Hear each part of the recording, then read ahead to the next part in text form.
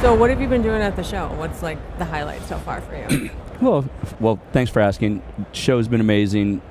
I think this is probably going to be the best show that we've ever done from the perspective of continuing to showcase innovation, create, most importantly, a marketplace. I mean, the whole reason that people invest in these booths is to showcase what's the latest, what's the greatest, what's their innovative technologies, and particularly the brick and mortar casinos, and we now have over 1,000 brick and mortar casinos in America. They come here and they get to see what is next. They get to see where the trends are going, whether it is things that are from an immersive entertainment perspective or fintech improvements and different technologies and security protocols. All of those sorts of things, that's what we're displaying here, and I think that this is, again, the best show ever because of the level of diversity of those offerings, and so really fun, really been great so far. What's AGA's role in all of this? Well, AGA, we are a 50-50 partner with RX, which is a show. They do conferences. The AGA's role is to be the voice for the gaming industry, and that voice includes everything from commercial casinos, tribal casinos, to sports books, to online sports books, and then iGaming as well. And then we have the guys that are based in Vegas. We have the local regional casino properties, and then we have interest in places like Macau and Singapore and soon to be Wynn in the UAE. So I would say that the American business model for casinos, which is very different than most places in the world, like you don't go to Europe and see Bellagio. There are these bespoke smaller properties, but you don't go into almost any other country and see the integrated resort that you see specifically in Vegas, but also in a miniaturized version in Pennsylvania and Ohio and other places. Well, what do you think the industry is getting right now?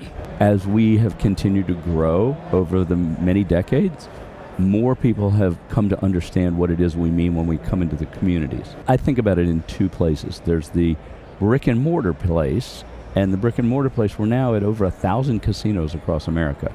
And so it's not just Atlantic City and Las Vegas. It's not just riverboats. It's all over America. And I think one of the important things is we get authorized by state legislatures, and it's almost always for the same reason. State governments have to balance their budgets, very different than the federal government. We can run deficits and, we'll sell treasuries and the Chinese will buy them. But at the state level, these guys have to balance their budgets. And so they say, all right, well, we are faced with this issue. We have a budget shortfall. What should we do? We can cut spending. We can raise taxes on businesses or people. Or what we might also be able to do is look at some of the towns in our state, and we can open it up to casino gaming. And when we open it up to casino gaming, as the gaming industry, we're the highest taxpayer in pretty much every state we're in. And the governments understand that. There's usually some resistance among the local people, and they're like, oh man, property values are going to go down, crime's going to go up, we're going to have all different problems. But in almost every one of these places we don't go in the fanciest neighborhoods. We go in the neighborhood that got left behind by the auto industry or the steel industry or the textile industry. And so in many cases, these communities haven't seen any economic stimulus in 20 years. And so they're open to the idea of a casino. And what ends up happening, and I travel all over the country, and I go to Oklahoma, and I go to Pennsylvania, and I go to Ohio, and Florida, California, and in every one of these places where a casino came, there might have been resistance at the beginning, but then once the casino opened, you talk to the local population, they say, oh my God, like, we had nothing here. We had Chrysler left here 30 years ago. This town has been basically vacant. Casino came in, we have 2 new restaurants. Retail follows. You talk to the fire chief, he's got 2 new fire trucks because of the tax payment, the local tax payments, not just the state tax payments. And so that economic stimulus, it also creates jobs and it keeps people in the towns that they wanted to stay in.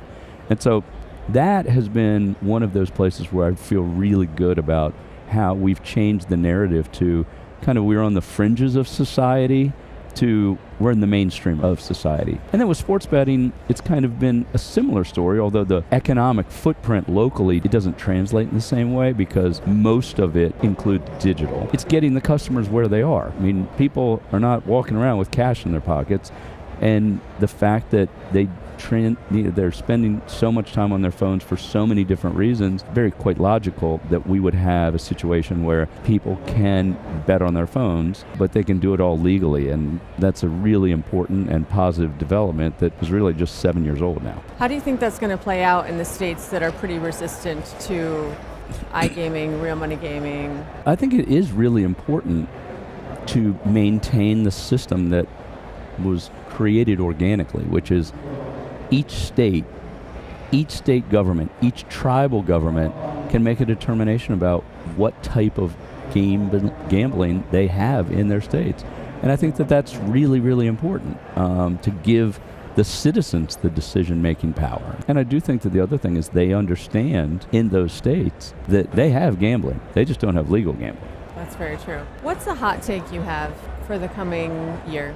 Well, I think that one of the biggest challenges we face right now is this dynamic of prediction markets, and companies that have decided to basically thumb their nose at state and tribal regulations, go and find a loophole in the federal law that allows for them to act like they are commodities traders when they're literally trading on the outcome of a National Football League game.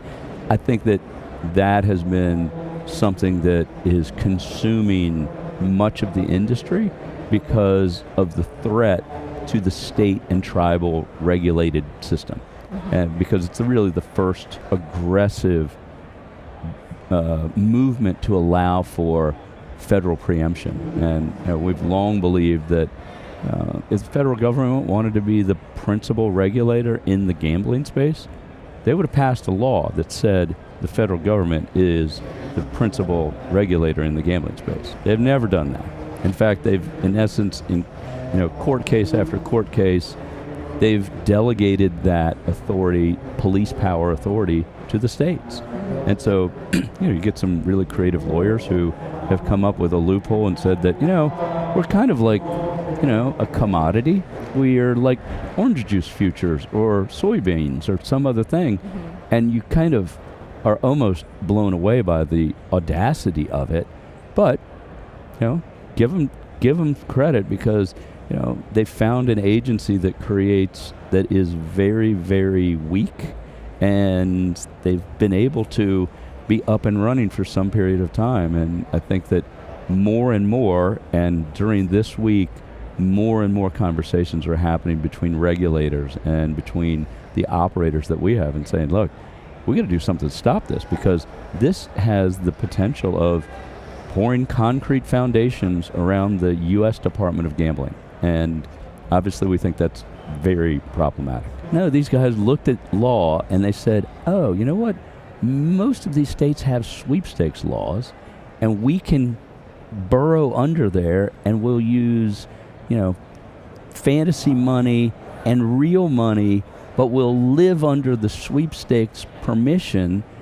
But ultimately, the states saw through it, courts saw through it, attorneys general saw through it, and by and large, as we sit here today, 1 year from a year where everybody was wringing their hands about sweepstakes, we've almost shut down that entire illegal business. And so I think that sweepstakes was last year, prediction markets this year, and so there's always something going on in this industry because it's a product that people want. People want to have fun. They want that adrenaline rush. They want to have that entertainment experience that our industry provides, but a lot of times they don't want to go through the work of being regulated. Yeah, well, you guys are doing an amazing job there. Oh, so thank you. Thank you for all the work you're doing. And thank you for your time today. Really appreciate it. Yeah. And hope you have a wonderful rest of your show. Well, thank you very much for having me.